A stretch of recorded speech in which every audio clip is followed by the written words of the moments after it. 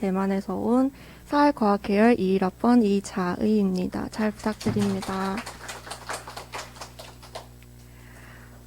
여러분들은 혹시 사랑에 빠진 게 죄는 아니잖아! 라는 드라마 대사 들어보신 적 있으신가요? 네, 그런데 아직도 인정을 받지 못한 사랑을 하는 사람들이 있습니다. 바로 동성애자입니다. 오늘 저는 여러분들한테 동성결혼 합법화에 대해서 말씀드리려고 합니다. 동성결혼은 말 그대로 같은 성별을 가진 두 사람의 결혼을 뜻하는 말입니다. 그럼 왜 동성결혼을 합법화해야 하는지 세 가지 이유를 말씀드리겠습니다.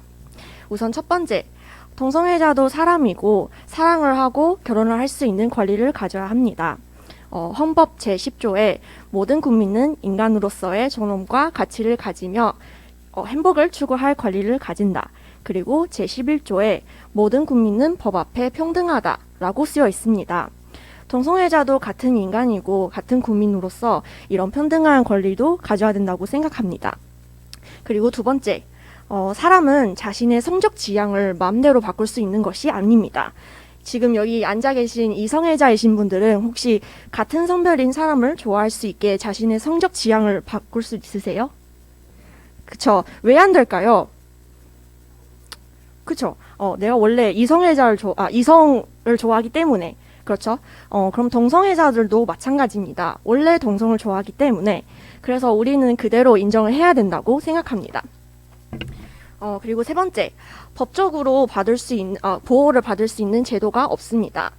동성 커플 같은 경우에는 물론 재산 상속도 받을 수는 없고요. 그리고 현 의료법에 따르면은 월급 상황에 의료 결정도 대신 할 수는 없습니다. 그러면 만약에 급하게 수술을 해야 되는 상황인데 가족이 연락이 안 되거나 혹은 가족이 없는 환자면은 그냥 죽게 내버려 둘 수는 없잖아요. 이때 동성 결혼 합법화를 한다면 배우자로서 이런 결정도 대신 할 수는 있죠. 동성 결혼 합법화를 반대하는 사람들은 보통 이런 의견을 가지고 있습니다.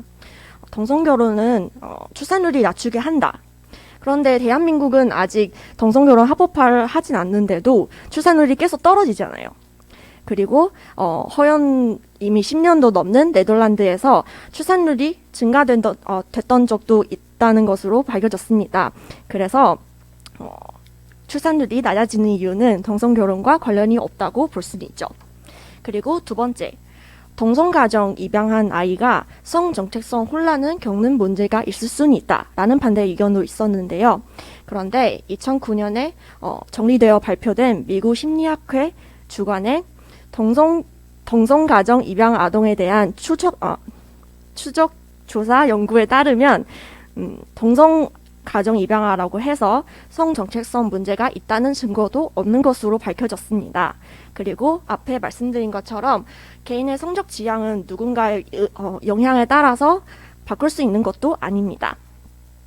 저의 고향 대만은 2019년에 아시아 국가 최초로 동성결혼 합법화를 했습니다.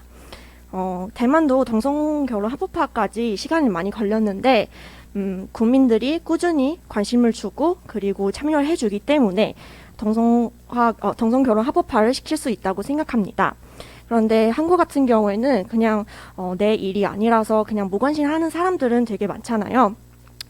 국민청원 게시판에서 동성결혼 합법화 해달라는 청원이 무려 130번이나 올라왔습니다.